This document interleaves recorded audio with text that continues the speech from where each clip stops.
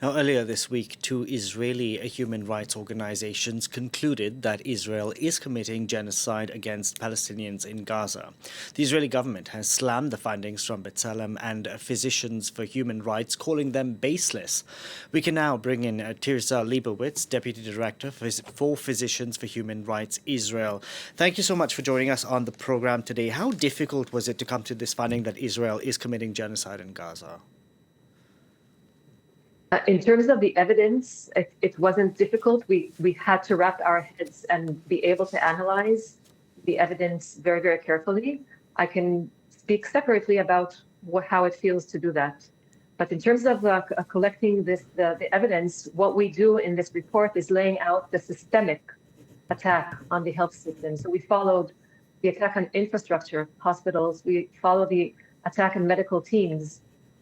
We're talking about more than 1,500 doctors and medical teams who have been killed in this war. We're talking about the blocking of aid, and we're talking about broader health issues that have to do with having a home and having a school to go to and the environment. And putting all of these together made it very clear that there is a deliberate taking down of the health system. When you take down a health system of the people, this is in a deliberate way.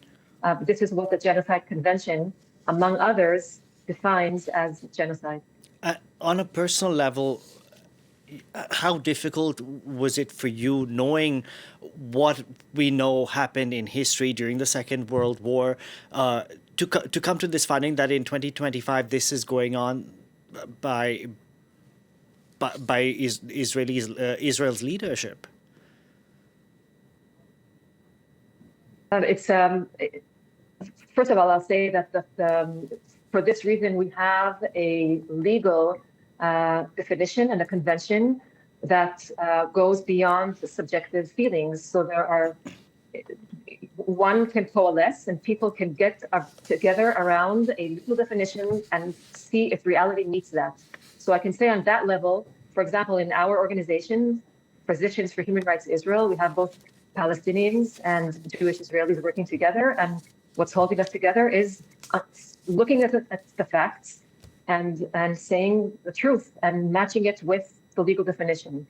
I can speak personally as a Jewish Israeli that I am ashamed of the collective of which I'm a part, having conducted itself in this matter. And I occupy myself with the question of, is there more that I could have done? And is there more that I can do? And is there more that the society that I live in can do? What sort of backlash have you faced since this report was released earlier this week?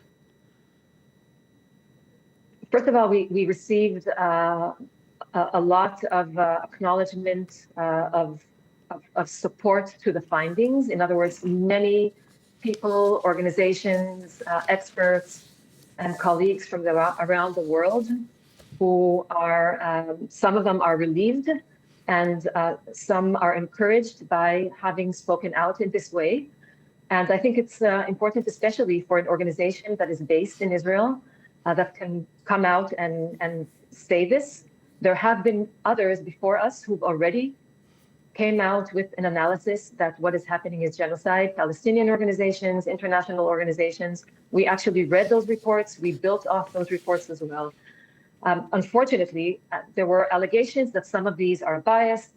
The allegation even of anti-Semitism has been made. And I think that's why it's important that an Israeli organization as well join and put itself behind these conclusions.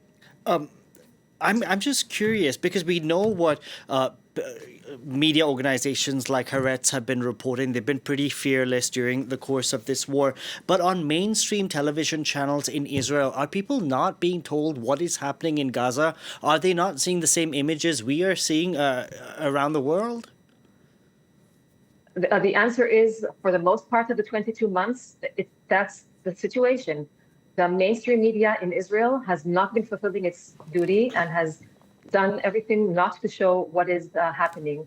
Apart from very select media outlets, you mentioned one of them, Haaretz. There's also 972, which is an independent media channel. However, I would say in the last few weeks, some of these horrendous imagery is coming through the media, and some are mentioning what is happening. There was even a survey of the report by Physicians for Human Rights Israel and by B'Tselem in Israel's biggest online channel, what's called Ynet, which surveyed these reports, gave it a prominent place. So things are starting to crack in that sense.